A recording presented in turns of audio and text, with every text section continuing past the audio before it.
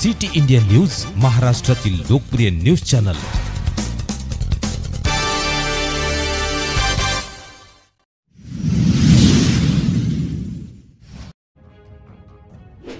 आड्या पोलिसांची अवैध रेती वाहतूक करणाऱ्या ट्रॅक्टरवर कारवाई। 5,05,500 रुपयांचा मुद्देमाल जप्त। आड्या पोलिसांनी अवैध रेती वाहतूक करणाऱ्या ट्रॅक्टरवर कारवाई करत 5,05,500 रुपयांचा मुद्देमाल जप्त केला। ही कारवाई शनिवार दिनांक 15 रोजी सकाळी 10 वाजेच्या सुमारास मौजा कोंढा PHC जवळ करण्यात आली।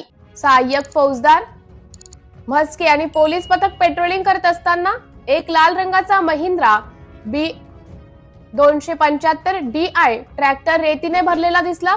पोलिसांनी ट्रॅक्टर थांबवून चौकशी केली असता चालक योगेंद्र आनंदराव वासनिक वय 44 वर्ष राहणार निरगुळी तालुका पवनी याच्याकडे रेती वाहतुकीचा कोणताही अधिकृत परवाना नसल्याचे आढळले।